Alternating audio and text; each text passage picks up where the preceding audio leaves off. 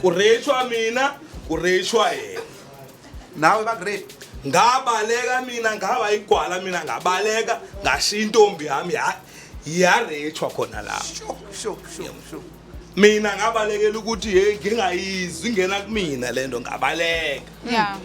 wena So- yipi indlela owenza ngayo imali Yiphi indlela engenza ngayo imali? ukuze usurvive la emgwaqeni Mufika nje and you see me and you approach me and you are willing to spend an hour or plus nami. You pay for my time, you pay for energy yami, you pay for entertainment and more. yeah Yeah. Ngikubekela nje mina zabulala belungu la eBhishi yona le Bhishi yona zaqalisha kamalini sazophuma la eminye town lapha uthatha umesa sasingekho isibhamu so mina nje umlungu ohlangana naye uyamvuvuza hayibo sahamba ke and then lento yenzeka mhlawumbe but but 1 hour couple minutes yabo ngoba sashesha nathi mina mewethu ngibe namabetha mhlawumbe awu 42 yabo nama assorti awu 89 yabo lonto le nama attempted murder ke inqwaba engawazi yabo lonto Isifiso sami esikhulu ukuthi ngiqoqa abantwana bami ngihlupheke nabo ngibomba amoqotho ukubona ngibanike lo lathando engehlulekile ukubanika lona ngisithobe kubona ngixolise. Okay bafethu welcome to the show ne so namhlanje senza a special episode ne because senza episode 50 50 so sina like more than 50 people lesesikhulume nabo la kwi channel so nje nina you guys are special uyathatha ibaba Thetha straight. now uyathatha kada uxelela and usisike yena obvious umsuthu wena sisa ngithi ngempela wambona ke alright bafethu asiqaleni uzophakamisa isandla ne mawunayo ianswer yalombuzo ngifuna ukunderstanda njengoba nihlala emgwaqeni lukhona yini usuku olodwa la khona ongathi ukuthi ish yazi ngalolu usuku lolu ngacishe ngafa ubani onestory esinjalo la kwenzeka khona something la uthi khona yazi ngacishe ngafa but awuqala uzisho ukuthi igama ubani edladleni kuphi bese uhlala endabeni Igama lami ndu Aphiwe wakamjoni. yeah Ngisuka eMontelevu. yeah Yeah, so ngilana mfethu eminyango. It's just not ukuthi ngihlulakala impilo cha mfethu ngiphelele isipani so ngagcina ngienda up ngihlala la emgaqweni. Usuke ngenze ilikhohle mfethu kumina empilweni. Njengoba ubona la. Sina kwami ayikho into engayenzile bro empilweni. yeah But ngibonga ukuthi mina ngisheshe ngafunda okuningi ngisemncane. yeah So engeke ngikhohle lo suku ngilimala la bro ngangiplakile. kwenzekalani Ngiphuze utshwala ngihamba noma ingosi. So mangifika workshop sekulate ngithi ukugibela. Angithi umuntu bejwayele ukuhamba nama artists shy round. So lo mfethu ngimbona uyachama lapha phansi kwehlathi sekulate vele ngiyogibela untambama. So mina ngithi kumama ngilinde la ngiyothatha le phone lwami yeah anginakho ukudla endlini ngirentile yawo but ngiphuzile ngithatha ngotshwala mina phucele le phone mangiphucele le phone mangijump irobot ngiya ngase Butterworth hlangana nama out laphana ipopopo mina ngibona ukuthi ngishaya ipopopo so abafethu babeqoqa amatafula laphana oqala nje wangijema ngesicapha semoto mangijema ngesicapha semoto angishaya ngensimbi la so ngithe mangihlehlela ngawakhona ngavuka sengidizi ngaphaphuma sengiphapha esibhedlela so ngalelo suku mina ngathi ngiyashiya phansi indaba ukuthi ngihluphe ngenze ini yabo because isikhathi esiningi uma uhlala eminyango mfethu ayikho into ongake uze uyamukela ngayo ngale kwemali so ngagcina ngalelo langa nje ukuthi mina ngiyagcina ukuhlupha lapho bakwenzani amajitha in detail ba bangishanga insimbi like yabo itende amatende lawa la babe ngishanga insimbi zamatende ubone nje abo umhlathi wami ngihlafuna ukuthi mangidla like teqinile njengethambo nyama into eqinile nje so iy'tishi ey'ningi nje zingaphakathi angiphindanga esibhedlela uma kuthiwa ngiyoyikhipha iy'tishi so lona suke ngelikhohle-ke lokho engadicayida ngalo ukuthi ngiyagcina-ke namhlanje ukuba inkunzi because kade vele ngikhuzwa ngakho yabo so ikona nje mina futhi ngakutshela khona ubona njengoba nje wakuthiwa uzohlanya uma ungabuya ngesibhedlela kodwa angiyanga mina lapho yeah so but ngathi mase ngi-right ngiphaphama ngizwe ukuthi hawu goba ithambo cishe ngafa ngempela ilanga egcina khona. Kufacakile lapha. Kufacakile nje ukubona. Shawa ngensimbi le10. Sure. Ithekeni Ithekeni yaseyikhala phela nayo singasazi so mina ngabaleka ngagoloza ngangafuna esibhedlela because ngavuka sengivuka ebusuku lapha e-workshop epark sengivuswa metro amaphoyisa iyona ehamba olanda ambulance ngingafuni ngesibhedlela phaphama ke ngaleso ikhathi ke bangisesibhedlela sure so lona suke ngelikhohle kumina empilweni engagcina ukuthi ngiyadecide ukumosha ngihlupho omunye umuntu. Imbuzo guys khona into enifuna ukuyazi ngale story salomjitha nina noba u2 sisi akhona into efuna ukungafuna kwama details ukwazi mhlawumbe wabhuti awumbuza ngabe sondeza mic yakho ingabe yaba namapolisa phakathi noma yavele yaphela nje lento yakho kubamba inkunzi. Amaphoyisa wazawa ngangenelele ayikhona wona because kwakumetro SAP police okunane ambulance ngiyolanda laphana ukuthi mina ngiyabatshela ukuthi mina seqamba manga sengitha bebe ngiphuca into zami ngagoloza mina ngoba ngidakile so ngatshela lo ukuthi ungayikhuluma into ongayazi. So amaphoyisa agcina ngangenelelanga mhlawumbe if ngangiphindile because ngangibona ukuthi ngendlela okuyiyona because ngangifika amaphoyisa angivusa akhulume nami so ngathi mina bebephuca into zami amaphoyisa agcina angangenelelanga ngoba angiphinda ngesibhedlela ukuyokhipha idishi kayiqaqamile. Wabe kanti uyagqibelisa nyanyani zange uphinde uyibambe. Ndiphindanga ngamhlekazi ngabe ndiyaxoxisela. Sis unayo umbuzo kule story sakhe before sigele kwesakhe. Sondeza mic kuyena bhuta umnike. Sikusize isikhathi esiganani inkunzi. Andubuyibambela izinto zempilo noma ubuyibamba nje ngoba like ufuna ukubhema wenze tshela iqiniso mama ngisizile no sometimes because 2 years ngirenta ngingasebenzi ngiphelele umsebenzi nasekhaya abazi kumanje ukuthi so bengihamba ngigoduke ngayo imali yenkunzi ngirente ngidle ngayo imali yenkunzi kodwa the day ngilimala ngagcina ngalelo langa that's why sometimes sengayikhethela umunye umphandi ukuthi ngiwashe imoto zabantu be right ngidayisa isikhulu so kodwa bengisiza kodwa ngendlela okwenza ngayo ngakho ngavele ngadecide ukuthi angishiye phansi.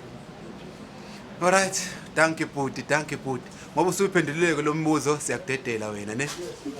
Alright chapu so sengingasukuma usungasukuma okay akenze omunye bafethu. Alright bafethu siyabonga bafethu ayiniba nibambe kahle lapha ne nimbuze kahle imibuzo irrelevant. So umbuzo olandelayo uzophendula isandla uzophakamisa isandla nje mawunayo answer yakho.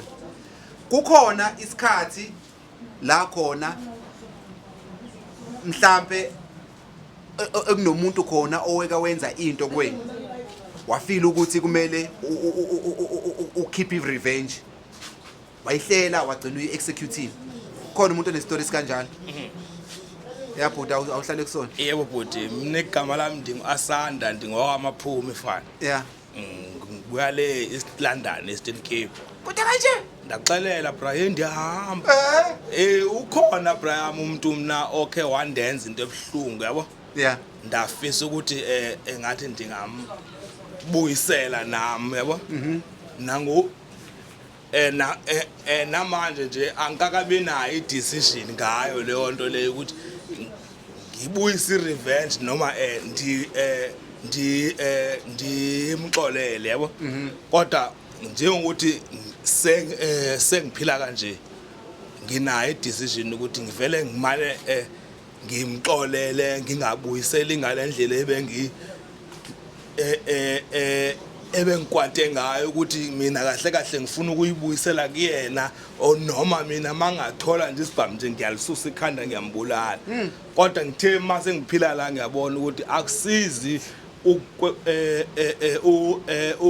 ukulungisa oku-wrong ngoku-wrong oku-wrong kulungiswa ngoku-right yonke leyo nto ngiyifunde la emgaqweni nasekhaya bengifundiswa njalo kodwa bengingayithathi as njengokuthi like yinto seriously akumelanga ukuthi ngilungise u-wrong ngo-wrong manje ngiyazi ukuthi wrong akalungiswa wrong ulungiswa right. Wakwenzani lo muntu? Awunginikeze nje lento le ayenza kuwena yenza ukuthi ukuze kufike lesikhathi eBrandon vele tavern ndihamba ne girlfriend yami.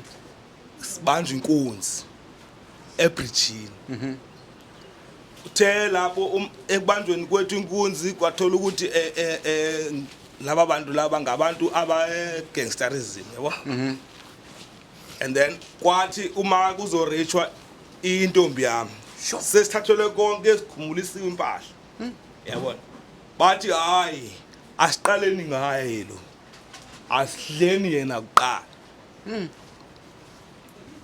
kurechwa mina kurechwa yena nawe bagrade ngabaleka mina ngaba igwala mina ngabaleka ngashiya intombi yami yarechwa khona la sho mina ngabalekela ukuthi hey ngingayizwi ingena kumina lento ngabaleka ngiyodinga usizo ngashiya yona igirlfriend yami ngicabanga ukuthi bona bazogijimisa mina kanti bona abazogijimisa mina bazosala naye benza umsebenzi wami kuyena sho yiyo nje into ebhlungu yiyo le into nje ebangwe eyabanga ukuthi nje ngibe nenhliziyo encane nje ebhuti omdala ukuthi ingathi yayiqala ngami futhi yagcina futhi ngami ngokuthi lo muntu engikhuluma ngayo owayintombi yami waze wathola ingane kuleyo rape ha sho bengithi uma ngixoxa ezivele ziyehla inyembezi kodwa manje azisehli ngendlela engiqine engane yasiphazamisa la kodwa Ekse, shayela lapha eshandisi yakho. Mfethu. Ngangendlela bhuti omdala lento bengithi uma ngixoxela umuntu ne ngizivele zehla inyembezi ngingakhona ukukhuluma. But manje sengiyakhona ukuthi ngixoxe nje phambi kwabantu as yenzeka akuna even ipiece engiyifakelelayo noma engiyikhiphayo is the way engiyikhuluma ngakhona yenze kanjalo. Sure.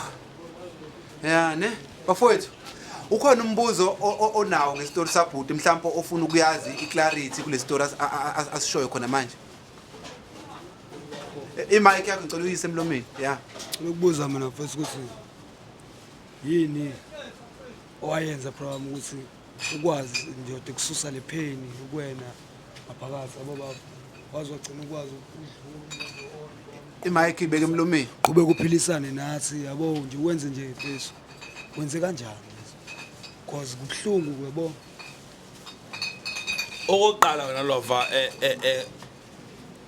ngasuka lapho ekwenzakala khona lesehlakalo ngabalekela eJoburg yebo ngifuna ukuzidistance hayi mina ukuthi ngiyayidistance ifamily yami eyangisusa ngokuthi bengihlezi ngithi uma ngihlangana naye ibigeja nje abafethu nje laba abayenza leyo nto leyo uma ngingagunda nje imbungculo nje ungabona nje iqa ezila ikhanda eziyethusi ngalaba fethu labo but i2 yabo yashona omunye wenza 35 years ejele so ayisekho into ethi mina manje kumele ngiphinde ngifuna ukuziphindisela yabo ngixolele nje mfethu into eyenzekile le iyafana nento edaliwe yabo nengane futhi le eyaphuma kwilokuza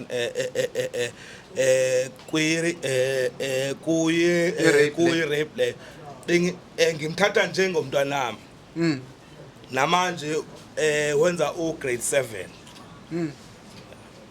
Sis khona umbuzo wena unawo kubhuti So in this case abantu abakanje nibasiza kanjani nina nidila ngabantu abahlala phandle abantu aba struggling to earn a living noma abantu aba due to ama drugs abawadlayo or so thina into esiyenzayo sis because ama resources asinawo manje ukuthi umuntu simsize ngalendlela yokuthi somthatha manje simlokhuza indlela esingasiza ngayo thina okwamanje because asinawo ama resources yabo lonto okwenza more than ukuthi mhlawumbe uyabona nje wena bangathi mhlawumbe kusasa or next week ngifuna ukuya ekhaya mhlawumbe singakusiza ngalokho yabo kodwa indlela esenza ngayo yabo njengoba ekhuluma ubafo izitori zibukwa abantu abaningi kukhona ama cases la khona uthola ukuthi abantu abazokubuka njengoba uhleli lapho bazo reach out kuthina bese bethi yazi lo yasisi wakhuluma into esithintayo and siyafisa ukumsiza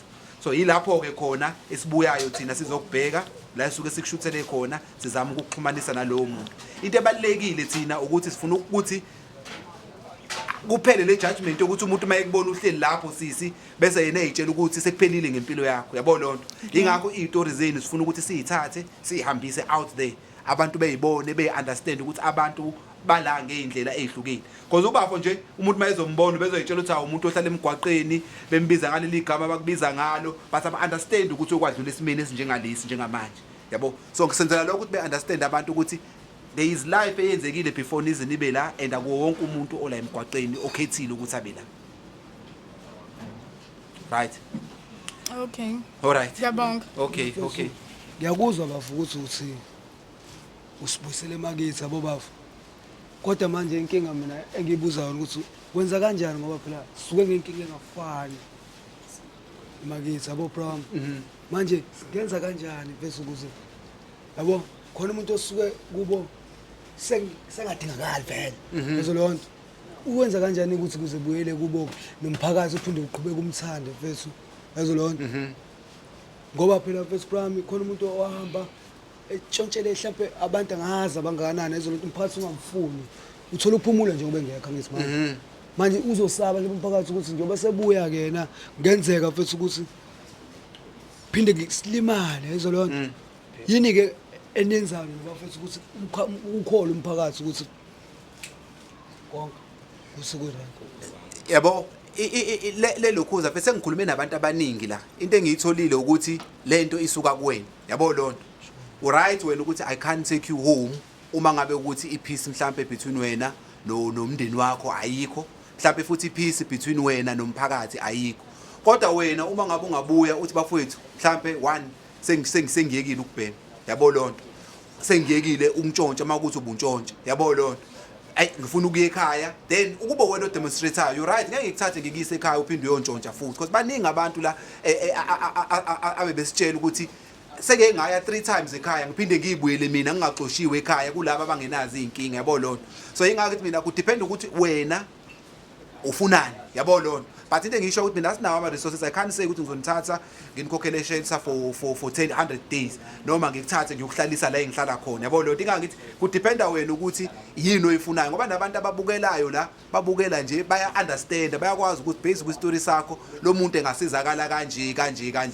kodwa angicabanga ukuthi into kufanele iqale kuwena ukuthi wena usuyimisele kangakanani ukushintsha ingakanani effort ofuna ukuyifaka ekuthenini lezi zinto lezi zayivele zikususe ekhaya in the first place uyishintshe mangabe ukuthi zingashintsheka yabo lo into all right ngiyabonga futhi thank you bhuti all right okay thank you akuze ke bafethu omunye sisi sekuzoba wena kade icela ukukhuluma ubhuti phambi okay wana bengifuna nje ukuthi akusiyona isituation leyo eyenza ukuthi ngibe la emgaqweni kukhona okwenza ukuthi ngibe la kodwa lokho ikona nje obekuloko kufika ukuthi ngathi ngabe ngingaziphindisela yabona but yonke leyo nto angisenayo lo mphindisela uNkulunkulu nguye ongiphindisele yeah all right uyafuna ukusho ukuthi yini le kulethela emgwaqweni before hambi cha all right okay sharp next episode next all right bafethu dankie so the next question sisikade uhleli lapho ne okay yeah no what ngibuze wena ke manje specifically obhuti bazokubuza umbuzo mabe nayo ilokhuza umbuzo abanawo wena mhlambe nje just tell us any mhlembe a difficult situation owakwabhekana nayo whether ekhaya noma usula emgwaqeni mhlambe makuthi sekhaya ukuthi yona mhlambe yakholela ukuthi uzube la mhlambe njengomuntu wesifazane kuhluke ngani ukuhlala kwakho la emgwaqeni compared to abantu besilisa Okay. Muyintombazane la. Akukho nzima kakhulu kahle. Kodwa kuba nezinto enjengokuthi wena awukwazi ukuba sendaweni la amantombazane angekho khona. njengokuthi awukwazi ukuba ukwenza imali la wena amanye amantombazana angekho khona because siyazi ukuthi la ngaphandle imali ayenziwa ngalokho kodwa uyayazi into wena umuntu osifazana ongayenza ngesikhathi esiwukuthi kanjalo so khona ezinye izinto wena ongeke uzukwazi ukuzenza njengokuthi ngoba bona bekha amanzi la wena umuntu osifazane ungakwenza lokho kodwa ngeke uzufile right ngokwenza of which is enye indlela la ongathi when ungafila less of yourself as a woman ukukwenza because most of everyone that does it is a man yeah so wena So- yiphi indlela owenza ngayo imali yiphi indlela engenza ngayo imali ukuze usurvive la emgwaqeni well le minyaka edlule esiphuma kuyona namanje ngikhona ngihlangana nabantu people that are book in la amahhotela abantu abafikayo abantu abangahlala eThekwini whether or not uhlala la eThekwini yini futhi it's regardless of that mufika nje and you see me and you approach me and you are willing to spend an hour or plus nami you pay for my time you pay for energy yami you pay for entertainment and more yeah so and with that mhlawumbe because kule minyaka edlulile bengihlala in a hotel metro so bengikhokha every day 300 rands and manje ngoba ngihlala la futhi angithi khona umehluko omkhulu because ngoba ngiyafuna ukuhlala la kwamanje I'm comfortable with being here yeah which is back then bengi-comfortable futhi ukuhlala lapho and pay u-300 rand each and every day of the month yeah so ngisacela ungiphi story esodwa mhlambe that maybe people won't believe mhlambe seke senzeka while une client noma maybe the most like craziest thing eyenzeka while noma yenziwe iclient ngesikhathi usenza wenza lo ubhizi nalomsebenzi wokuentertain well khuluma iqiniso ngaze ngihlangane nje nenye into beyond my expectations or mina lokhu ebengithi so expecting is a client because angaze ngize ngihlangane nomuntu ozoba aggressive angaze ngihlangane nomuntu yabo like abanye besho ukuthi khona abanye abantu abakhipha ibhamu sihlangana nomuntu okhiphela isibhamu sefuna uyabo ukulala nangenkani and not give you lokhu wena naye nivumelane ngakho angaze ngihlangane ngikubone konke lokho but ngeke ngakubona futhi ukuthi umuntu akunikeze 10,000 rands and more for nothing ungakenzi lutho naye nisasa nje a drive around ongakafiki ngisho erumini yes so imalini enkulu kunayo yonke okwayinikezwe iclient like the biggest amount okwayithola mhlawumbe ubunga expecting I guess it was 8,000 rand yeah before sifike ngisho then okay safika to the nearest garage ngoba wayezomele withdraw but singakafika erumini singaka exchange amagama okay amagama saso exchangeile to as far as ukuthi ubani ngubani okay nice to meet you pleased to meet you too so where can we go from here where can we withdraw where is the nearest ATM ngase ngithi ngiyasho and then ke sabe sisikhona and then got 8,000 rands la kimi esithini awukazi ufile under pressure ngalo langa ukuthi yabona nje base kuno 8,000 manje sekufanele ngenze more than what I usually do not really because nalokho konke nganginakho nalokho ayengibona ngiyikho when before approaching me ngangivele ngizenzele khona mina so I guess it wasn't that awukazi ube ne pressure or something no I was not under pressure of any sort so you spend ngalo 8,000 was it one night or the whole weekend or what it was just that day Yeah. futhi ngasiyongisho night because it was around 2:00 kwathi sekusam driver off for breakfast nalapho sasibhukhe khona spenda ngisho isikhathi sasisibhukhile Alright sis ngiyabonga ilokhuza ama questions bafethu i-questions kusisi Oh. Yayazwakala mic yakho. Ngibonga ithuba nje lokuba khona ngisho ya. Ngibonga Ntshangase na yakho. Sister ucubuza njengoba la estradini okay. Kwisayidini lenu na besimama. Kukhona lezi indawo abantu niyazona njengo strollers kanje like akwazi for your safety ukuthi mhlawumbe uhambe ukwazi ukuthi uthole nawe yakho indawo njengabanye amathekeni ukwazi mhlawumbe ukuqhuba yona ibusiness lakho lomphathi or whatever but just for your safety yakho nje ngoba phela sinethwa imvula la sishawa o metro and things like that like akwazi ucabanga into I'll tell you what. mic mnike bhuti I'll tell you ukuthi mina to as far as that ngikwenze like sondeza kancane okay ngeke ngize ngisho ukuthi konke but I'm not worried about that, you know why? Because ngihambe to as far as ukhokhela 3 of us mina nabangani bami for a month. Ngosuku olodwa. The first day we moved in. But kulelo flat futhi ngangihlali ngisho kulona that much.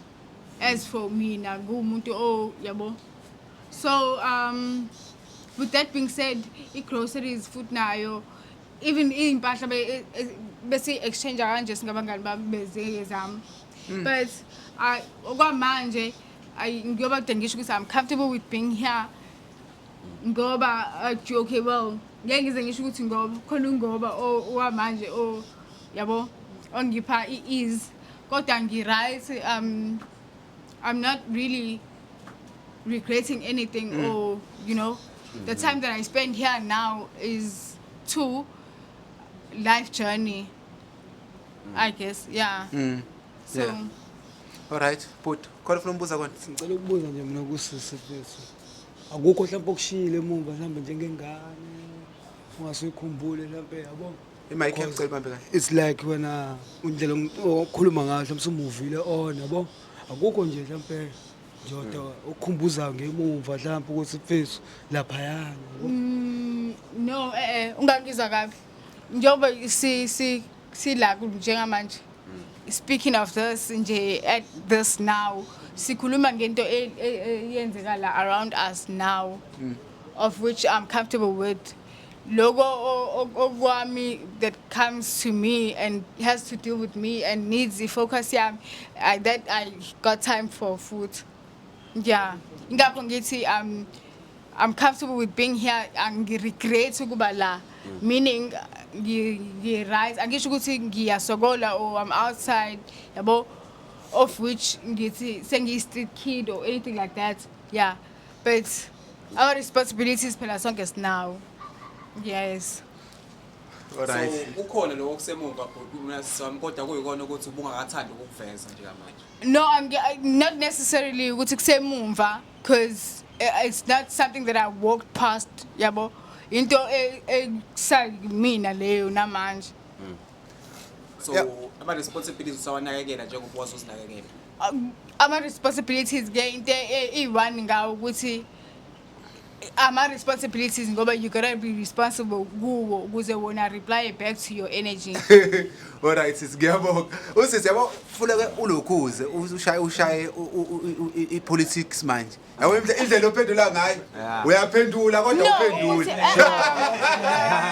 No, ukuthi bengicabanga ukuthi nithe and it's not no based on siyazoxoxa okay no I reality but individuality yami Yeah. to No, ukuthi ngibhekene nani and yeah no siyazoxoxa nje that's why abantu akithi abantu basixoxa khona ama questions atriggerishayo Yeah. kubantu ingakho bebuza lo mbuzo yabo lonto so yeah it's fine sis ngiyabona ukuthi mayengekho comfortable usisi ukuphendula umbuzo is fine yabo lonto so but as I'm saying I do nawo ngeke ngize ngikhohlisa nginawo and ngiyawabheka ngendlela ekumele ngiwabheke ngayo but again ngizothi ngisho njalo futhi kuzobe kuukuthi wena ngoba mina ngila wena ngeke uzusibone leso sikhathi mina ngiyiwabheka ngazo ngithi yabo then wena uzoqhubeka futhi uzibuze omunye umbuzo futhi on top of that meanwhile wena kumele ngabe uthatha lokhu mina ngikusho ukuthi njengoba kungama responsibilities ingoba mina ngiyaresponda kuwona ingakho wona able ukuthi a receive i-energy yami. Alright, thank you sis. Suhlale kakhulu lapho. Siyabonga. Akuzomunye bafethu. Ayithile wena. Thank you. Sokuqethuka. Uthi yaqethuka. Alright. Umbuzo Okay, bafethu. Next question. Isho mina mfethu. Was there a time mhlambe la khona okwaba khona umuntu mhlambe la emgwaqeni noma kunina majisa la khona lenithi neyophanta khona or something la kwashona khona umuntu for no reason ukuthi yazi maybe this guy was not supposed to die noma ngathi uyila emgwaqeni kufika amaphoyisa something like that umuntu mhlawumbe ohlala la emgwaqeni airport noma engasho imic yakhe noma engashonanga bro wami ukuthi kodwa kwaba khona ngathi accident bese ukuthi yakwazi ukuthi egcine sevuka kwikhoma kanjani yazo sisuke sesiyophansi gcina silala yazo yeah mesilala sayiba ngoba kuyanetha shuthi uzomela silale endaweni ekhuselekile yabo sangena ngaphansi kwe-truck yazo engingeneni ngaphansi kwe-truck bese shuthi asazi ukuthi i-truck lisuka ngasikhatsini ekseni yabo kanti izosuka ngo-past 3 salele yazo wakwazi lemgxoba yazo ekumgxobeni kwakhe hlahlalela imgxoba angekhanda yabo mfethu lemgxoba mfethu inyawo yazo ekumgxobeni inyawo kinga ukuthi kumele ahambe mfethu yabo kwenzeka nje kuningi mfethu ongekho bra yazo ngasho ukuthi mina mfethu khona okwenzakalayo for i-safety yomunye umuntu lapho noma kunezathu okwenzakalayo empilweni ngisho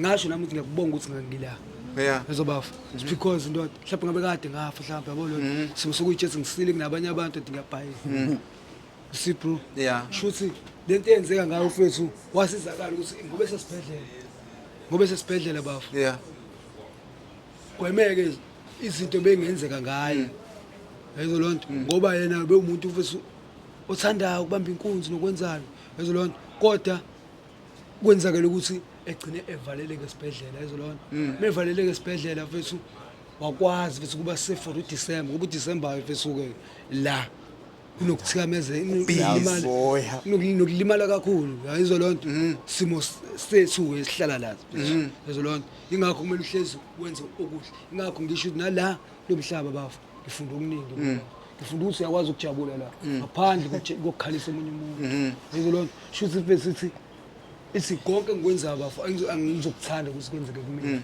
yazo lonto shuthi bafethu umnandi bafethu ukuphila yeah kukhona la khona wena where you were involved la khona njengoba uthi uyakwazi ukujabula kodwa ungakhalisa omunye umuntu when was the last time la khona wenza into owabona ukuthi le imhlukumezile omunye umuntu and I'm not going to do it again that day bafu mina ngeke ngahamba nge-rap bafu lezi inyanga lezi ngihambe neni foundation ekayikhe yazilona ngabuyele lokushini ngase ngithe nami ngishintshile bafu yazilona sengisonta ekhaya yabo ngenze konke okuhle sengabhemisha ugwayi vese bro kodwa kwafika esikhatsini sokuthi ngazi ngibuyele vese kulezi zinto bengizenza yazilona ngiyazenze okwrong bafu ngeke ngichaze la yazilona ngimshoba bafu lapho ngibashiye ekhaya basala benenkinga ngoba izinto engayithatha akuzona ezabo kodwa ngayithatha khona ekhaya so awungichaze ngalona noma ngafaka amagama ngoba to understand ukuthi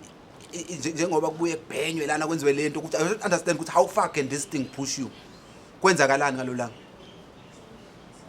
qalele nje yeah yazolonto shuthi ngahola ngase ngitholile torhwana yabo ngahola bafo shuthi ngangiqala ukuba nemali mfethu sengithi ngiyekile yabo ama drugs shuthi ngangiyekile ngoba nginamali sibafo ngaba ngahola into yokuqala engicabanga ngathi uthi ngizela isekunzi ethengela nje uRichanyana awumenca awufaki lokhuzi mic yakhe la isikhwameni sakhe manje ukhuluma ngezandla lo mjita manje ubuya ngazokala simo senjabula yeah then kubeka uthi mina bafo mfethu ngathi ngizoshaya uRich la yazolonto kodwa ngayibamba sengisemnyango kaCry yini Rich manje ngayibamba sengumnyango okameshela yazolonto ngayibamba sengithenga lento le yazolona ngithi mina hayi ngizodonsa first ngiphindele emuva kwasemnyango ndo yazolona kusemnyango vele ngisanalutho ngisanamali le ngiyiholile isekho yona yonke yazolona ekhaya bathi sengiholile kumele ngibuye nomini esini mhlawumbe imali enganani futhi lokhuluma ngayo mfowethu nice aku 1.2 mhlawumbe sibafu manje nami senginanga kuyisola yazolonto bese ukube yazolonto nayo ke lento engibhemayo inokucabangisa ezinye izinto engekho yazolonto ngabawona engazuthi bese ekhaya sebeboba sayishaya ngoba phela yabo because mina umuntu eneqiniso yazolonto ngasho konke nje futhi uthi hayi mina sengenze kanje nje yazolonto ngayibamba sengisethekwini ngabhema yazolonto simo sokuthi mina ngiyathanda ukuthi ngikhuluma iqiniso bafu ukuze ngikwazi ukukhululeka yazolonto bafu ngalikhuluma iqiniso mfethu ekhaya bathini bathi ngoba wena awusazazi ukuthi ufunani empilweni yazolonto awuthi ke manje uyibamba yazolonto simo sokuthi asayishayi ngokuthi lokhu ucela kulathina ngoba phela sitshela ukuthi ushintshile yazolonto kodwa manje asikhohlisa yazolonto mesu right yazolonto bangihambisa bafu yazolonto awuhlala kephi kade ngihlala eSavana bese ngambusha ngihlala kephi eClermont ngibuyele eClermont mengibuyele eClermont ngibuyele kubona all friends Lasho. yazolonto kwenzeka khona kakhulu yazolonto bafu mekwenzeka kakhulu ungagcina nami bafu kukhona abantu abashizi ngathini kade isinto kumuntu kube yahamba wena yazolonto ekhambeni kwakho mina usuphuma nje nami ngibe ngiphuma nazo izinto into yokuqala engicabangila cause mina bafu la mfethu I feel free when I'm here bafu yazolonto ngeke ngisho ukuthi kumnandi mfethu khona nazo ingqinamba zakhona kodwa ngiyakwazi ukukhululeka mfethu ngibe mina baba mawula yazolonto ngingawarishi ukuthi omunye umuntu kanjani yazolonto hayi ukuthi ngiyabakhohlwa ekhaya baba nabo ngiyabathanda baba kodwa manje ngibathanda ngendlela ukuthi ngiright ngiyekho eduze kwabo because bayakhululeka baba thank you mfethu awubuyele kubuzo wakho lo nomuntu ofile into kanjalo wathi well ngisho noma ngingayena like umuntu ofile but into esihlangabezane nayo kakhulu sothi semphantweni la ku country club yabo kuyabribe yonke leyo nto unayo mic yakho le iphathe wena so sisi ibambe kanje so njengoba sesiphantha la sisiqedile siyabuya mhlawumbe siscript yard ne sihlangabezana mhlawumbe nomuntu olele kanje asazi kunjani nowathi yabo so thuka sesibona mhlawumbe sijahwa abantu or something because betshela well mhlawumbe lo muntu kade banjwe inkonzi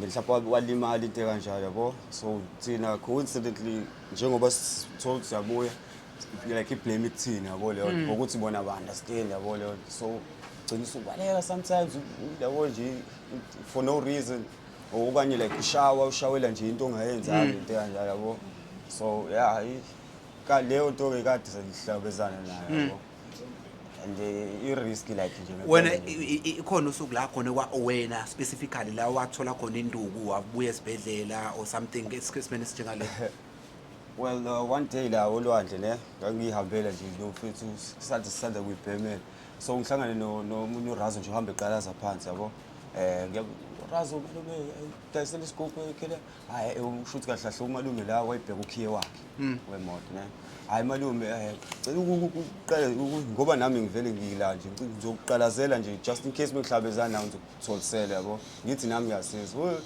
sajika istory kwabesathi mina owathatha ukhiye yethu ngenxa yomngani wakhe yona mfaka omunye umqondo uthi hayi lo kanje uthathile ukhiye ufuna ukuyodayisa yabo so into nje isane mhlawumbe nje 2 months back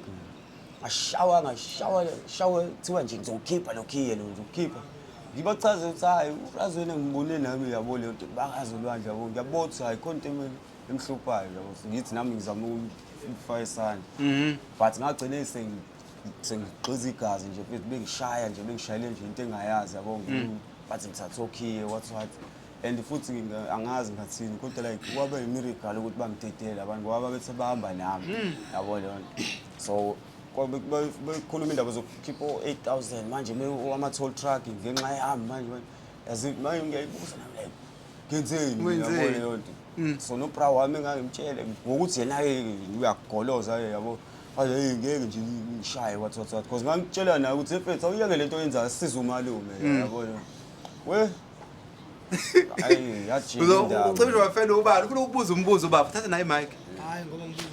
Hayi ngoba ngibuza umbuzo bafu.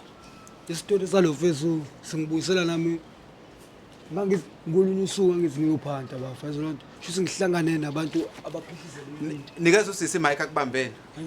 Mbambele sisondeze emlomeni wakho lo baba lo khuluma ngezandla. Abaphihizela iwindi fesu. Yazi lonto. Bakatshontshela izinto ngaphakathi kade besawolwandle mhlawumbe bewuthandaza bewenzana yazi lonto. Mengifika mina ngidlula yazi lonto. Kwabe ngazi ukuthi mina ngizocheck icoast. Yazi lonto. Ngizocheckela icoast labo abantu asebeliphihlisile iwindi ukuthi kuhamba kanjani mhlawumbe yazi lonto. Yeah. Ngoba into yokukhuluma oqala lo muntu lo wayisho kumina. Wathi sizobabhekela abangani bakho. Yazi lonto. Ngathi ngisakhuluma kwasho imvubu la endlebeni. Yazi lonto. Indlebe yabo nje mfethu la baba. Sakhona lesisikhathi. Ngobe ngathi nje akuyisekho. Bro, yazi lonto. Angibange ngisakhuluma mfethu. Ngabaleka. Yazi lonto. Ngayibuza ke mina ukuthi kunjani mfethu kanti sometimes ukuphila la yazi lonto. Shuthi ngabe sikhulekile noma sistushiwe noma cause sometimes ukuthi ucela ukuthini kumuntu ukuthembisa impama bafu. Yazi lonto. Ucela mhlawumbe ngokuthi uzusho ukuthi ngokukhulu kuyisoba kwami mhlawumbe malume noma ukuhlonipha kwami. Ngicela nje ungiphithini. Hawu yathi ngiyajwayela nina ukukulandelayo usitshontshela la. Yazi lonto. Shuthi vele thina la sithembakala mfethu. Angazi ukuthi lapho singenza kanjani bafethu ukuthi sikwazi ukushintsha lokho yabo ngoba mina ngiyathemba ukuthi mina akusikhona ukuphila kwempilo yami la baba. Yazi lonto. Izinto esengazi. Kwayo. Yazi lonto. Starting office baba. Upawula lapha lentuzane yakho zalo futhi nakhona like engekho futhi nomuntu ongakhulumela wena mhlawumbe obonile like some even noma ekhona futhi uzohlala ekhoneni lapha noma ngoba naye isabela into zakhe athule ngathi akwenze kangalona sure sis sibuyele back kweni from kule story abafethu abashoyo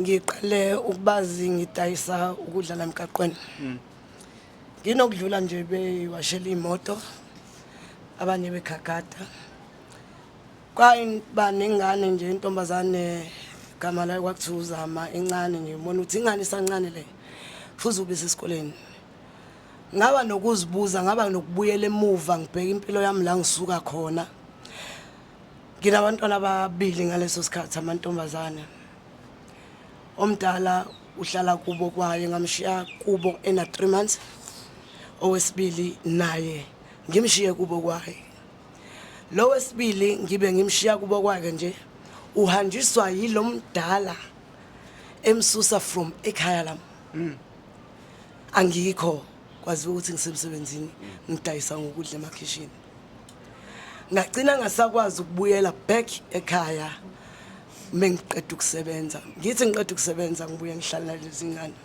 ngoba ngifuna ukuthola kahle kahle ukuthi yini iphara ngangilokho nginombuzo wodwa kube khona umama bathi hey leli phara lisuke la ngibe nento ukuthi leli phara phara lizalo wena nje uyibiza kanjani ingane ezalayo ngephara waye ungathatha isikhathi uyisondeze eduze kwakho uyibuza ukuthi mntanami yini kunaliphi yini ekubeka la ngoba into engayifunda mina ngalezi ngane ngihleze ngibatshela nabo ngihlala nana ngidinge angibaza amagama eMustapa but ngicommunicate nabo ngalendlela ongazi ukuthi ngisuka nabelokishini ngwaka mashumeni kodwa imost yabo abangazi ngathi ngifika la ngangibizwa ngoma leligama elithi ma ile gama ekufanele ngabe ezami ingane engizalayo ezithi ma but ngayishiya ngahlala nezingane lezi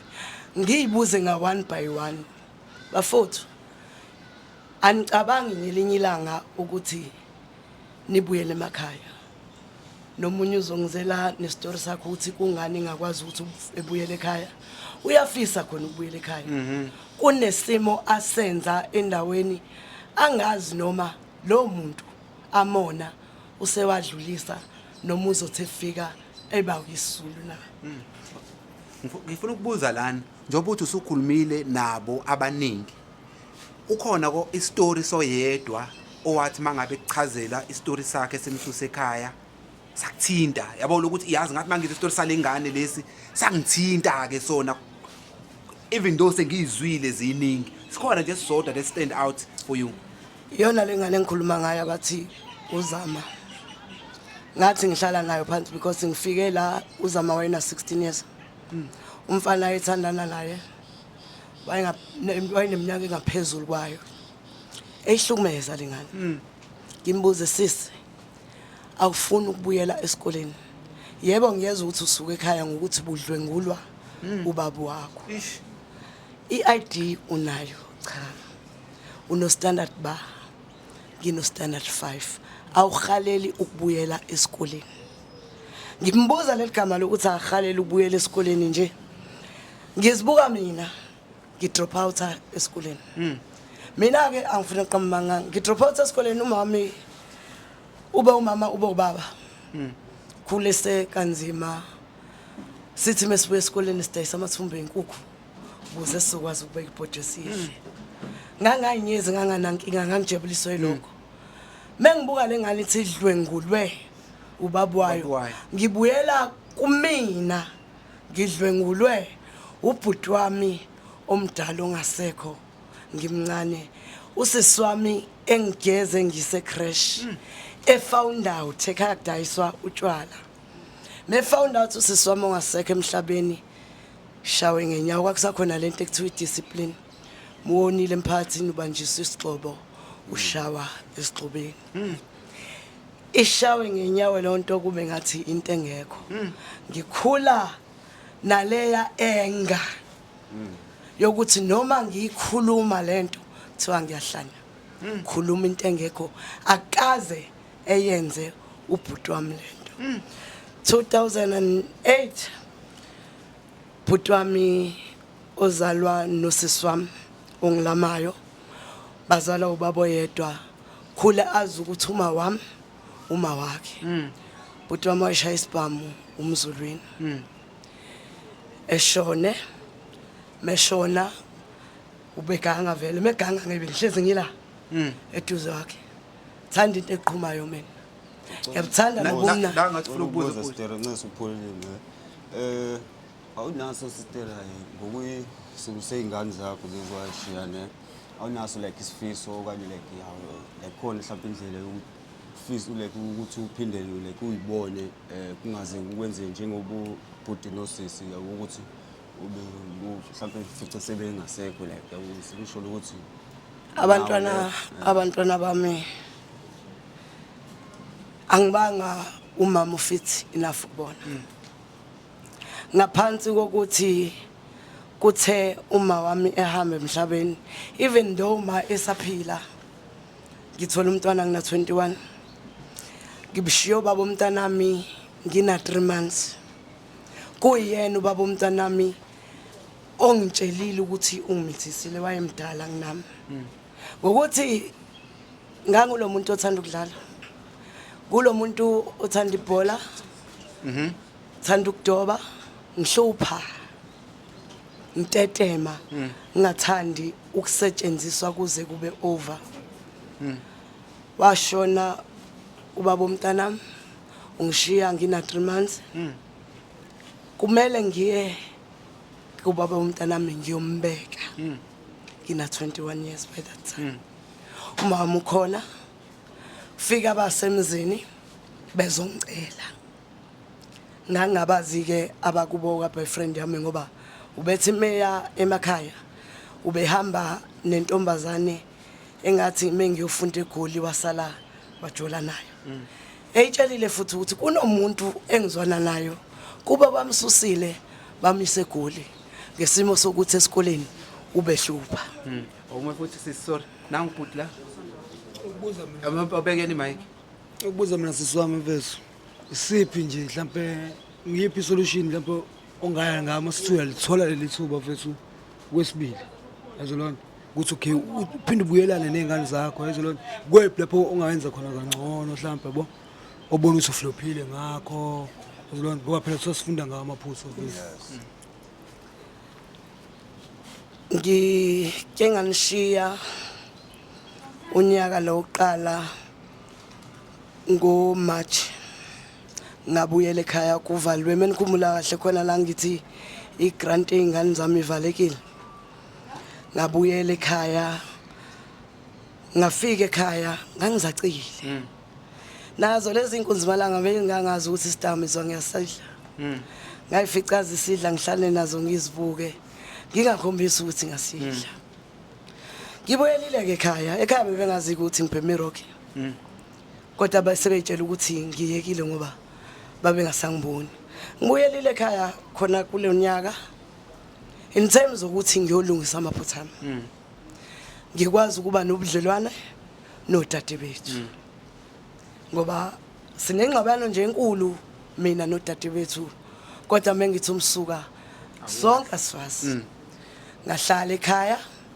June ukubusuka la ngifika ekhaya ngithukwe ngihlala lapha ngihlala eStrollers ama social workers eStrollers engibuze sisi ngoba uthi uyathutha la ubuyela kini kumnyama kubomvu ubuyela kini uzokwamkela noma isiphi isimo ozosifica ekhaya ngathi ngizokwamkela mekuthiwa ngiyashawa yebo ngizoyamkela induku noma mapha amazi abayo wathwesa phezulu kwami ngizoamkela ngoba ngonile akudlala imfowethu ukushiya umntwana nodadweni omazi ukuthi asisebenzi uyaphanda uyayithola imali awubheke emuva ukuyobheka amathumba akho owawazala ukuthi uyaqoqa uyafunda othisha ibona bakwazi ukuthatha iresponsibility yakho wena mzali ukuthi bedlala indima yokuba umzali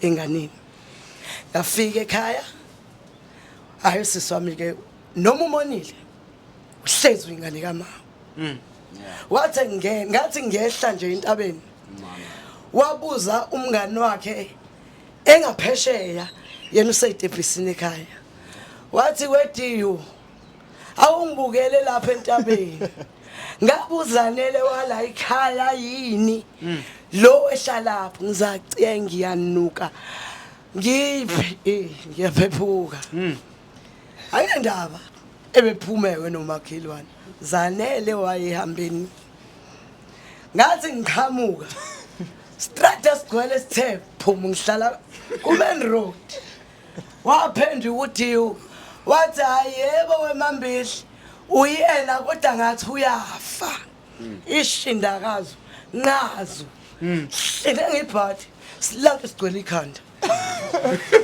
hayi bazongizwa laba ngathi ngingena nje egateini wathi waze wazaca kamntama udliwa yini awu kodwa Jesu bengikhuleka ngikhule usundi mina ngibamba ibhandi ngoba ngize ngiyohlala eStrollers nje bona bayantanta bayangifuna yena nendodakazi yami endala baphethe ngisho isithombe sami behambe bebuza nikaze nimbone lo sisi kuthiwa simbonile bephethe isitshunga la simbone yabo ngoba ngihlela angicabangi ngiworkshop workshop ucela abantu bamashoza ngibona bebatshela bazongithola angifuni ukutholakala alright lalela siswami angidliwa ilutho umkhuhlane cha akona umkhuhlane silanga sekumunqibhada udli ethi ayathatha kudadewethu zalele hlezi kutshela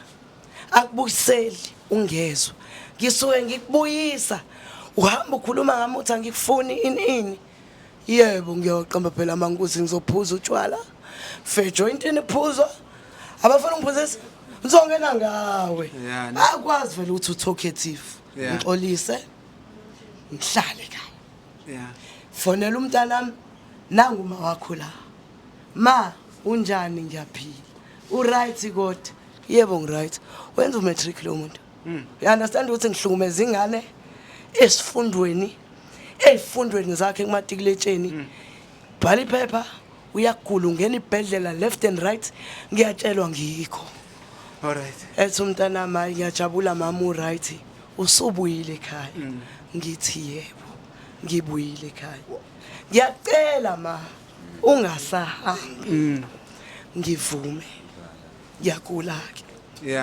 siswami engithathe ngempela sekasasa kasasa sifike silungisa igrant ey'ngane sibuye sihlale phansi mesihlala phansi engitshelezanele sonke siyawenza amaphutha ngicela mntakama unake abantwana bakho ngeke phela ukuthi uzolahla izingane zakho zidinga uthando lakho hayi elomunye umuntu. Alright so othi ke sisilokhuze manje. Okay ngicabanga ukuthi manje bafethu usesekhavile so sobuya wathi siyabuye siwenza ama episode la khona sikhuluma umuntu na 111 mhlawumbe songena ema details mase sibuye. But mhlawumbe khona ubufuna ukusho before sinidedele sithole enye igroup yokugcina manje. Thatha i-mic awumsondeze ke. Ngibona ngathi mhlawumbe seniqedile ngosisi yabo bafu. Yeah sesiqedile. Kodwa manje bengisakhona umbuzo bengifuna ukubuza. Nelungelo Kodwa ngibona ngathi nginibuyisela no okay yazi kanjani? Hayi ngakho. Umbuzo wokugcina then sisicela ukuthi uphendule in 1 minute. Yeah. Mama sekuthiwa uyathola ithuba yabo kuphi ukulungisa. Ungakwenza mase kuthiwa khetha nje. Impilo yakho konke osukwenzile kwangapha. I-mic baba. Kukho konke osukwenzile kwangaphumelela mfethu. Yazo lonto. Mase kuthiwa awunalo ithuba sekunikeza. Kuphi ukulungisa ongakwenza. Ungakhetha kukho konke. In 1 minute sis. Isifiso sami esikhulu ukuthi ngiqoqa abantwana bami ngihlupheke nabo ngibomba amoqotho ukubona ngibanike lo lathando engehlulekile ukubanika lona ngisithobe kubona ngixolise kukho konke kuyo yonke nje indlela engibafake kuyo nendlela abaze bafika kulesimo sempilo abakubona ukuthi ngingekho eduze kwabo especially lona 5 years. Amen. Sure. Alright siyabonga ne. Bafowethu buza mntama. Sisuke ngithe kade sifika lo wokhuluma ngendaba yencwadi. Yes. Mhlawumbe leyo ncwadi mhlawumbe ubufisa ukuthi ungayibiza ngosiyini ngakho. Incwadi kahle enginayo ingempilo yami. Iyoba ithi bahlakwana mamelang puo yaka mo ke hatileng teng mo ke entsitseng bobe ho lona le nkenyetse matsoho metsing. Ubuwa sesotho. Ngichaze ukuthi bantu bakithi zihlobo zami bantwana bami bodade bethu ngicela ningithelele ningixolele kukho konke okubi kuzo zonke indlela zobumnyama bengizihamba nenhlukumezo enginihlukumeze kuyona ngingaboni ngicela ningixolele ngonile phambi kobuso benu ngonile idalweni ngonile nakomakhelwane imbali. Alright sis. Thank you. Drop the mic. Well done. Siyabonga. Alright. Okay, akuza ba u3 senaphuma noba u3. Ngisafuna ukubuza la. Kwayakwenzeka mhlambe uthola ukuthi nihambile amajisa njengoba ngiyazi ukuthi manje ngabe nihlala emgwaqeni igcina sekukhola la niyophanta khona mhlambe niyoshaya ijalidi noma kwenzakalani. Khona la khona neke nahamba nathi senibuya wafile engazuthi uaccuse wami noma lo muntu ohamba naye wakwenzela phansi either wakhona akakutshelanga yona noma wakushiya noma wakuxhopha sekuqedile ilokhuza umshikashika lena noshaya khona mhlawumbe isimo esikanjalo la khona ngathi yazi lo mjisa lesesihamba naye la wangidayisa la khona umuntu onestory esinjalo baba awumuntu uthatha imic ya mina noma kuhlukile kwami mfethu kuleyo nto kulo mbuzo obuzayo kodwa kuncikile yeah mina mfethu ujabulani akakhuzwayo yeah so ngike ngaba nenkinga ukuthi ngikhule ekhaya bepolitiki yabo yeah so mina kusho ukuthi nami ngakhula ngimzondo umlungu omhlophe yeah so meaning that njengoba ngimzondo umlungu kwaze kwafika ekuthenini sithatha omunye ubaba sibulala belungu la eBhishi just started uShaka Marina Mthitu Military yabo sakuthi intambo into engikwekiyo lapho intambo wabakhona ukuthi ngena ngina 18 years aphuma ngina 49 years yabo lo so ngihlala 30 years ekuhambeni ngathi ngifika ekhaya ngafika ifamily yasekhaya ayisekho umama akasekho ubaba akasekho yabo lo nto lo kwafanele ukuthi ngifane ndatheke ukuthi ngempela ukwenze njani abashana-ke bangitshela ukuthi-ke kwaqhubekani ngoba kwakwabantu abahlangane ematekisini abasekhaya yabo kwaphoqeleka ukuthi ngithathe umshanami abanye babashana bami siyopheya i-revenge ngoba that family wazi ukuthi-ke ibulawa obani is not ukuthi uhlale nabo erawundini labo bantu laba bo ezahamba sayothi sipheya i-revenge kulowo baba lo wayethenga iy'nkabi ukuthi ibulawa ubaba kwenzeka-ke ukuthi-ke lapho kwasala umshanami lapho naye yabo lo nto le ngoba kwakushubile yabo lo nto le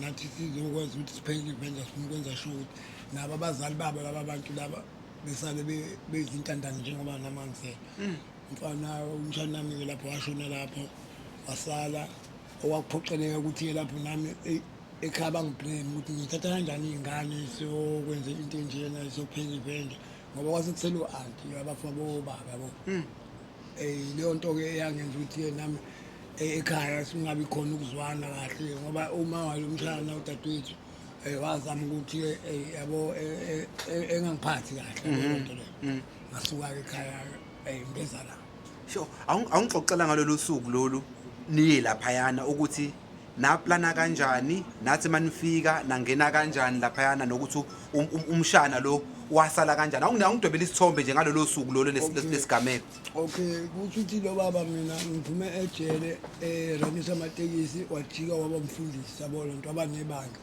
so nethi ukuthi thina sasazi ukuthi-ke ngosuku lesonto uye esontweni nomndeni wakhe nonkosikazi wakhe yabo lo nto thina-ke sakwazi ukuthi siyocutha kwenye umuzi owumakhelwane wakhona kubo wantombi kamshanami yabo kanti thina asazange ukuthi lo baba naye unama-bodyguard yabo lo nto leyo unabantu abamgadayo yeah so mina the first thing ukuthi-ke ngafika kuyona ngambabona bengena esangweni ngajampa ifensi ngamthela nge-acid yabo lo nto leyo this time ngimthela nge-acid abantu abaningi sure ababonanga ngoba wawela komunye usinti lo abawusinti abangaphandle emalokishini yabo wawela kuwona umshana waqhamuka-ke yena lapho sezodubula ethi udubula lonke uma wakhona lapha kanti ama-bodyguard eza ngemuva esangweni amdubula-ke naye yabona sabaleka-ke thina yabona ashaya amafensi sabaleka le nto yenzekaphi emlazi yabona noma mhlawumbe emlazi yajika yeah u-acid uthatha manje no esithi-ke ukuthi-ke yinto eyayisekhaya nje leyo so u-acid was part of isikhali sakho ya into o-atheka ngayo no into esasikade sisebenza ngamabhetha yabo ey'monto kanjalo senza ukuthi siwabhuste ngawo yabo nto le umsebenzi wayo-ke yileyo sengisho ukuthi mina kade u-acid le wawusuke nayo uyiphethe vele uyomthela ngayo noma wayifica khona hayi ngayisuka nayo nje kuyisikhathi sami engizosebenza ngaso yabo yeah right bafowethu wagcina eshonile ya ukuthi-ke wagcina ubusuku bakhe bungabukeki kahle yabona nje lo baba agcina seyibulalile naye ngoba seyibona ukuthi akasesiyena umuntu o-right emphakathini nokuthi umfundisi futhi yabo nomshana naye wagcina esala enkundleni ya wagcina esala enkundleni njalo alright bafowethu kukhona umbuzo mhlawumbe kulesi story ngoba ngenzela ukuthi kube conversation mhlawumbe eningathi ku story esishiwo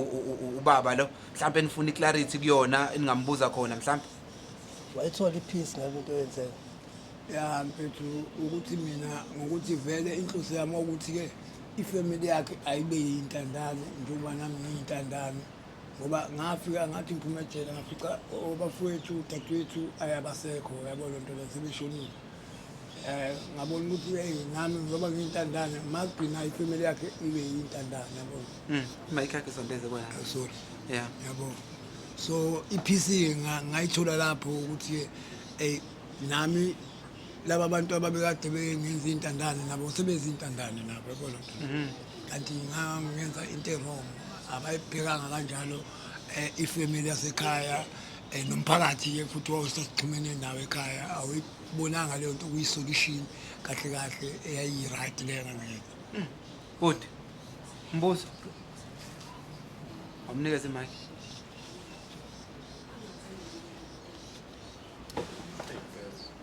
sondeza imic yakho kuwena emlomeni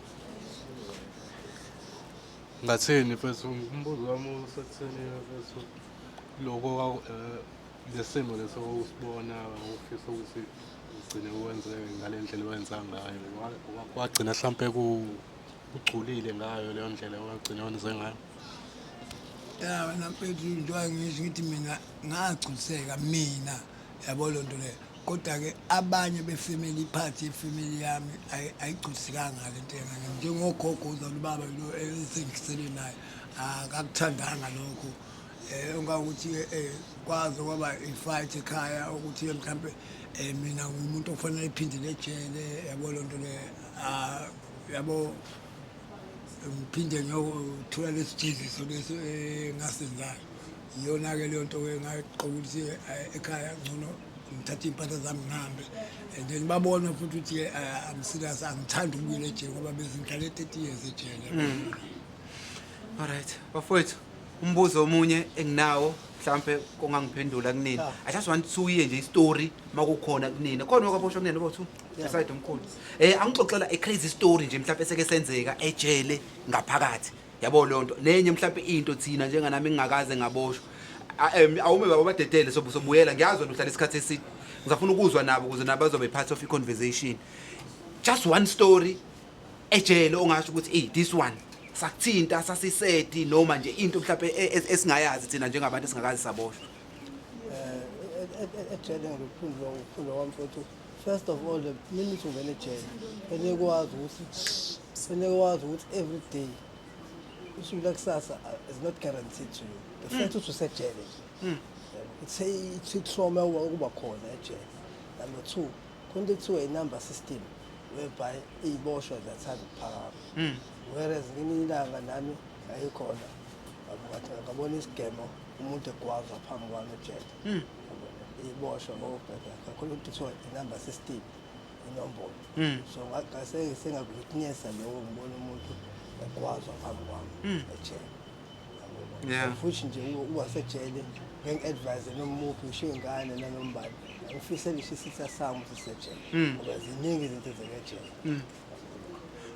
Wena wahlala isikhathi singanani ejele? Mina ngihlala ngihlala totally 10 months 5 months ulokhu ungena uphuma wena ubususurvive kanjani ejele njengoba uthi usuku langa kusasa ligarantiwe? Ejele you must be very disciplined first thing in ejele and keep to yourself.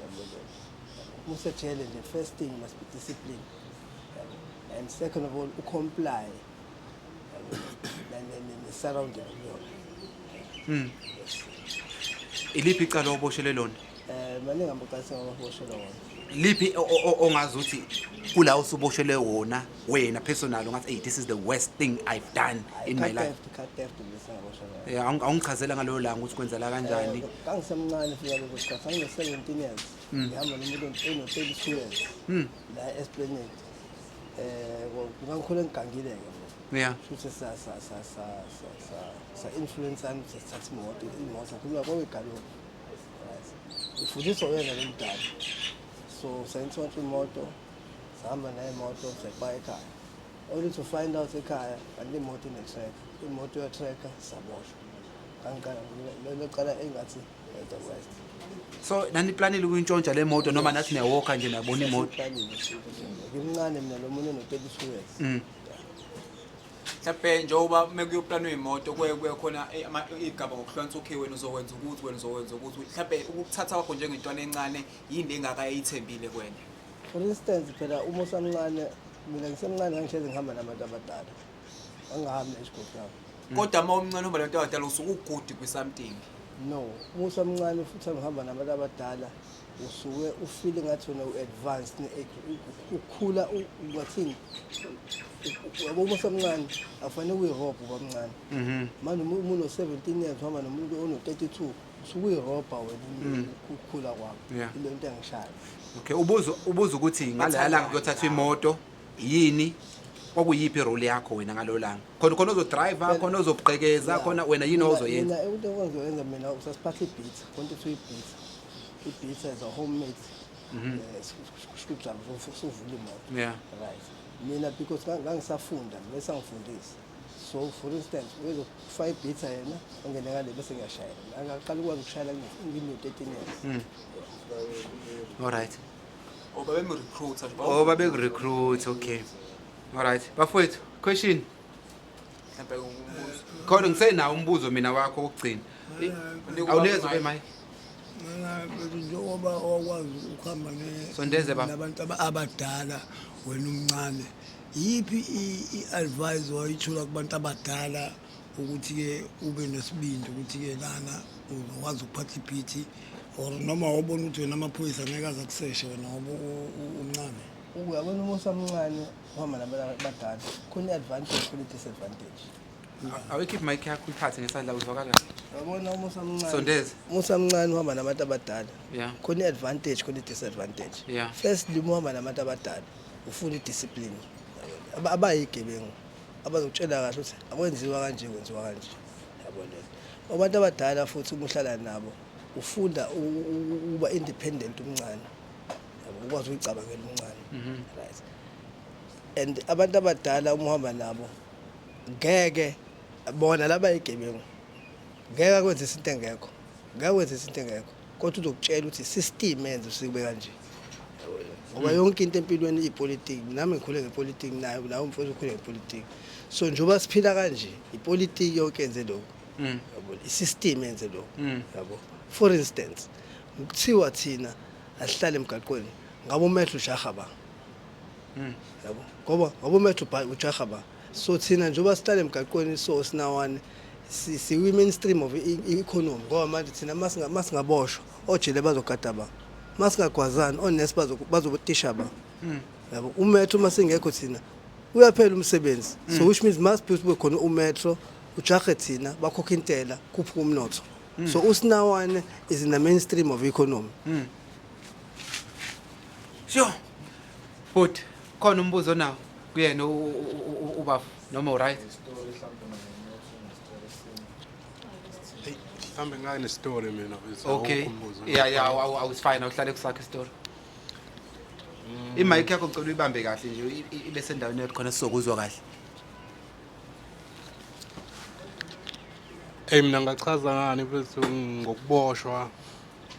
Ya ukuboshwa futhi nami kwakuyinto engihlezi ngizwa ngendaba kodwa nje ungena ngami ngaphakathi ila ngafunda khona ukuthi ukuhlala nabantu into ngangayijwayele lo nto ngangijwayele ukuhlala nje nabantu basekhaya sikakhulu mhlawumbe uthi njengoba sihleli nje kanje ayi lo nto ngangayijwayele ukuhlala nabantu mhlawumbe sibe crew nasihlangane kodwa lo nto ngahamba ukuboshwa ngagcina ngikijwayela kodwa ngikungeyona into engangijwayele Because ngibone noma sifika lana uyithulele bekije ethi awukwazi ukukhuluma.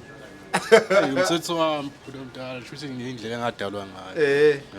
So yini le owayenza wena njengoba umuntu oyi-introvert kanje eyagcina kufaka ejele? Ayi ngangisaganga ngalezi ayikhathi angisako umuphi unyaka kodwa house breaking kahle kahle.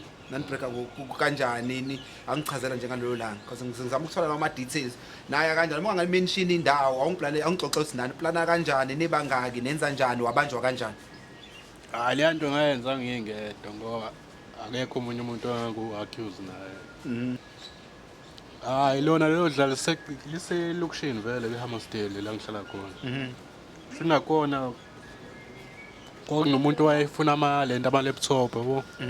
Kanti manje la lo muzi lo ngangunombolile vele abantu abasebenzisa wona kakhulu.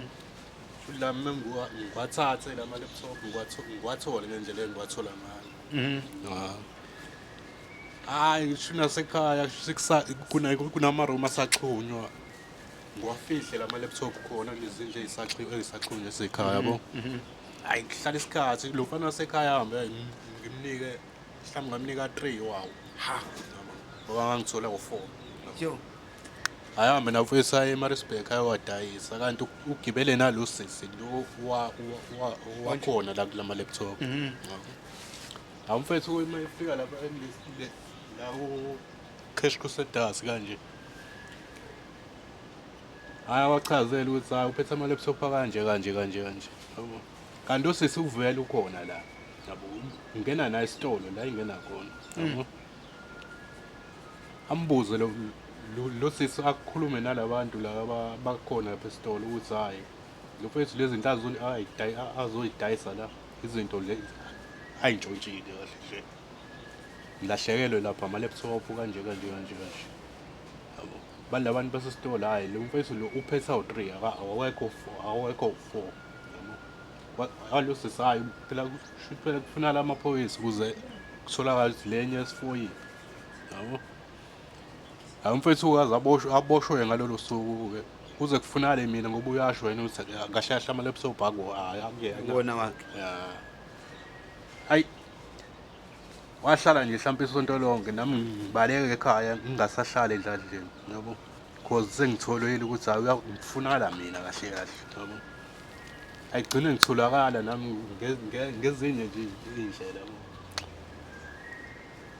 funala le laptop-ke le yes4 yabo angiyikhiphe mina mfethu ngoba nayo ngase ngibambise ngayo yabo angiyilande valelwe mina-ke nomfethu ngiswapha eMaritzburg ngibuzwa ngala ma-laptop enkantolo ukuthi ngawathola kanjani angisichaze sonke isitori ukuthi hayi mina engawathatha laphana mina engawavuli engashaya iwindi yabo mfethu akhishwe ngoba basebenza egaraji e-BP yabo ayabuyela emsebenzini bese ngishawa nami ngashawa ngo-3 years.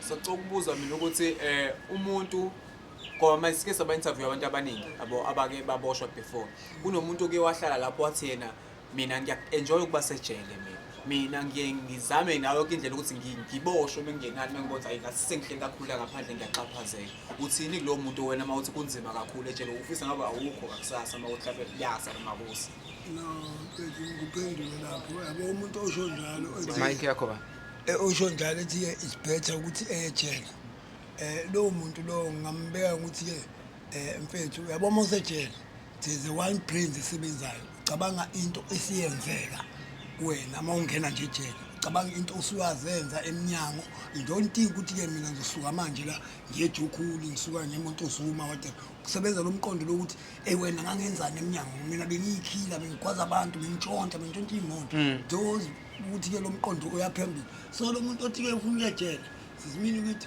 ufuna lapha just create a story ukuthi ke mhlawumbe enjoy uqoqa lezi zinto zabo lezi abakuthi ke bona benzani eminyango nanokudla ukuthi uyadla nawe ukuthi hayi ukuthi ngoba uya lapha ngoba ethi safe akukho safe ejele mina o-accused sesu-32 uzothola isimanga ukuthi siphume sesibabili 32 yabona nto all the guys sasiboshwe nabadala nathi they-30 nje yabona nto hayi ukuthi-ke ngoba babebulawa ukuthi begwazana whatever kufike lesipho lekuthiwa ingculaza yabo ingculaza-ke leyaqala-ke yayi-cut off kwafika abantu besifazane ejele there's a trouble eyabula lo-accused babo kwafika abantu besifazane sibaphepha nemali yabo loo nto leyo sibalala nabo ndoda baboshwe ejele lodwa kuleli boshwe kulona no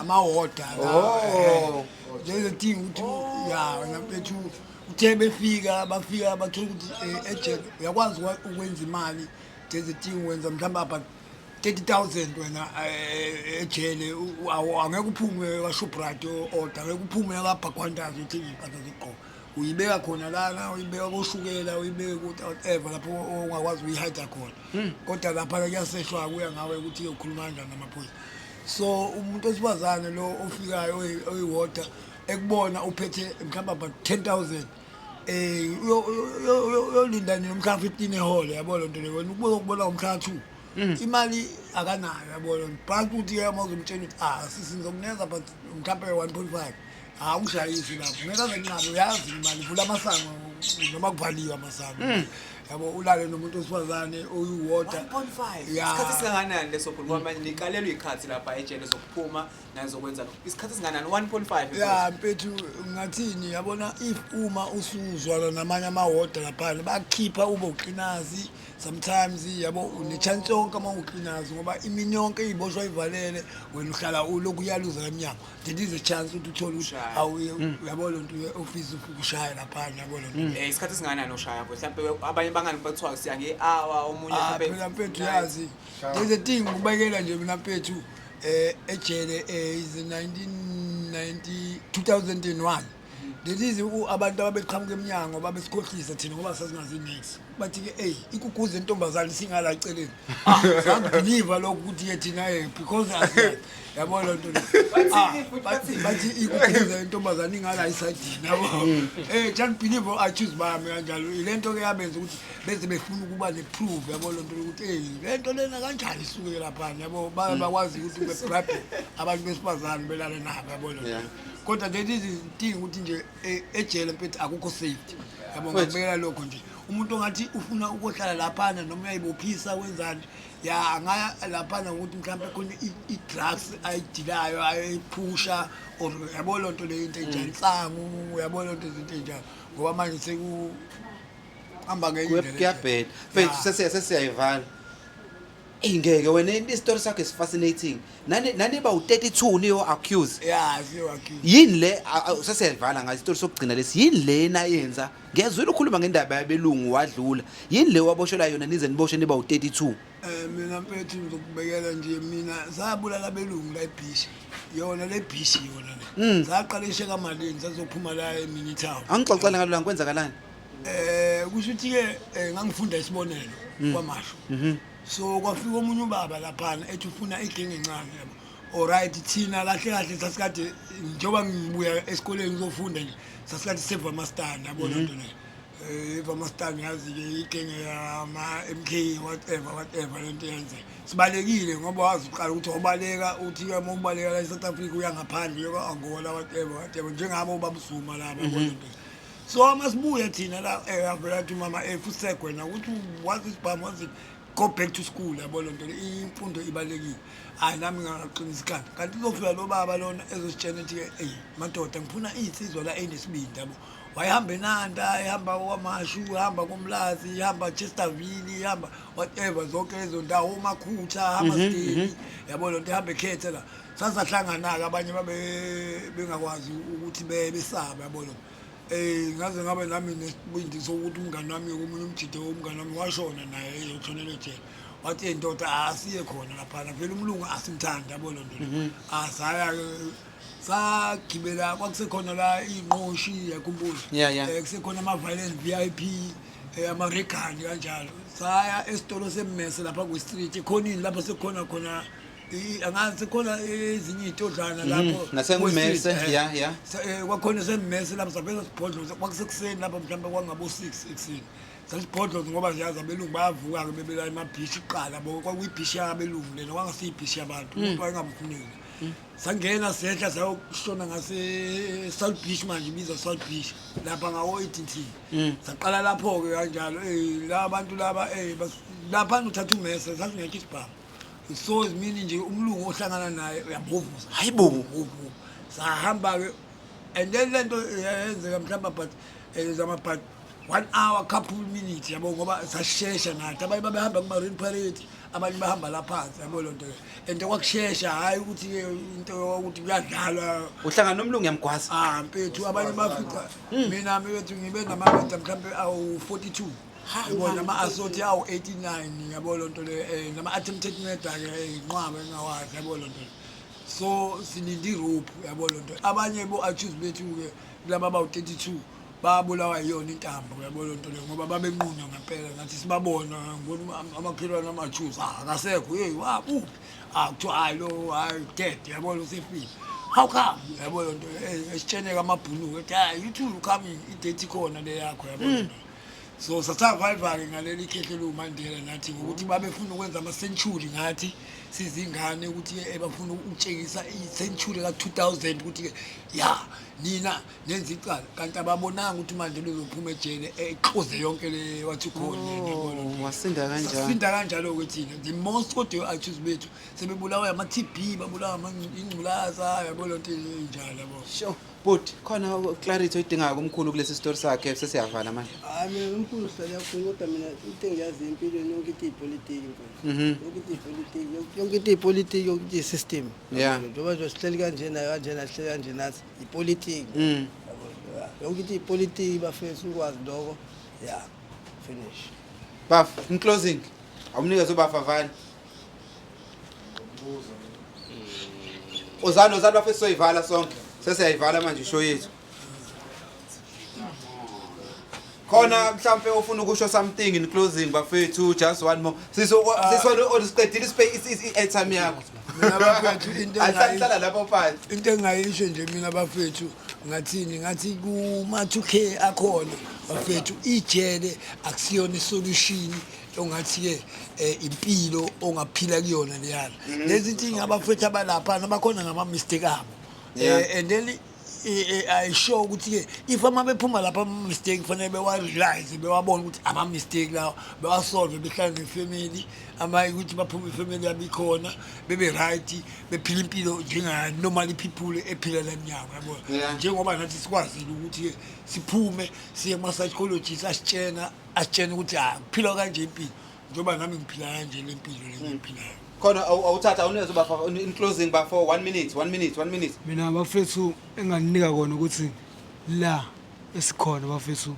akusiyona impilo yokuthi sicela abantu awusikhotheni nani khona okuhle la kule ndawo bafethu yazolonto khona bafethu ama talent khona konke ukuthi yabo nje siyakwazi thina bafethu ukuba nothando siyathandana nayo yazolonto manje ngicela bafethu nizame bafethu ungasicabangeli ongekho lonto siphilisane nje bafethu nisibone sisonenzelana ngoba bafethu impilo ikhona la kulomhlaba lo mina ngifike la ngathola ubhuti bafethu sisithanda nini bafethu sisi 1 minute ngizocela nje kuba bonke abantu base South Africa bomama ngicela manje niyithanda ingane zenu bantwana bamlani khona nazi ukuthi umama uyanithanda ngicela ningixolele konke ngizothanda komama bonke ukuthi ngibazise ukuthi kuba bonke abantwana abahlala emgaqweni akusibo bonke abantwana abeyizinswela boya iningi laba behleli la bafundile bebedinga uthando labazali ngicela sibathande sibanakekele mase siyalivala leligama elithi para ngoba igama elithi para uma ulithatha njengomzali ulihlaziya ngendlela ehlukene lichaza into ebuhlungu bazali thandani ingane bo auntie bo malume bo sisi okungathi masekhambe umzali womntwana ekhaya mase umntwana nimkhipha nyumbaze asithande abantwana bodade bethu ngendlela ezilinganayo nalabo esibazalayo ngiyabonga kakhulu right khona umunye ogcina last word ukuthi ukhona umuntu okhona thatha imic sicela nje umuntu noma iorganization like engasimela nje sawa sinawana nje singisho ukuthi mhlawumbe sihlangabezana nenkinga thizeni mhlawumbe kube khona umuntu esikwazi ukuthi siye kuyena sikhulume naye simchazele udaba lethu yabo ngaleso sigameko nje just isicelo lesi kubaphatha abaphezulu yizicelela nje ngozanele ngamhlakwani ukuthi beke besikhulumele namaphoyisa kaMetro beke bexegise ukuhlukumeza ingane zethu ezihlala emgaqweni bayazishaya bazishaya ngoyimpama zobush bazishaya ngeimvubu kanti lokho kuyimvume na uma ufica umntwana ehleli endaweni yakamasipala esithoba exolisa ukuthi wenze iphutha sicela kubo bonke osomabhizinisi ukuthi abake besondele kulabantwana abasestradini bethola ukuthi baphila kanjani kube khona indlela engenziwa ngoba uhulumeni wethu uhlulekile abanye babo abanawo ngempela amakhaya betholele indawo la bezokwazi ukuthi bekhosele khona noma imvula ifika inetha kwazi ukuthi bafudumele bakhoselile sinenqwaba yabafethu asebedlulile emhlabeni ngesimo sokuthi imvula beyifika uthola ukuthi balala emakhazeni bedliwa amakhaza bedliwe izimvula beze beswele